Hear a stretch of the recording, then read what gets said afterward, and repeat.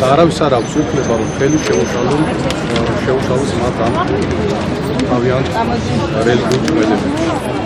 ასე რომ დღევანდელი აქცია ჩვენ სოლიდარობას უწყობთ ჩვენს მუსლიმებთან სადაც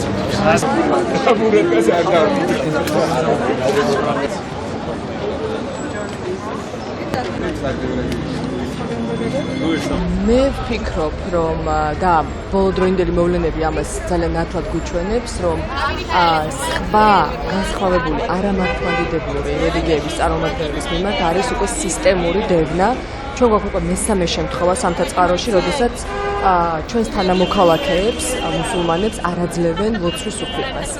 და ცალსახად არის დარღვეული საქართველოს კანონმდებლობა, კონსტიტუცია, რომელიც არის გარანტი რწმენის თავისუფლების და რა თქმა უნდა, მე ვფიქრობ, რომ ყველა ადამიანი, ვისაც მნიშვნელოვანი და ღირებული არის რწმენის თავისუფლება და ზოგადად ადამიანი არის ღირებულება, მე ვფიქრობ, რომ უნდა გააკეთოს მაქსიმალურად ყველაფერი იმისთვის, რომ თვითონ ჩვენთაგან შეეძლოს თავისუფლად რწმენა და თავისუფლად გამოხატო ამ რწმენის ლოცვით იქნება ეს რიტუალით იქნება თუ რითაც უნდა.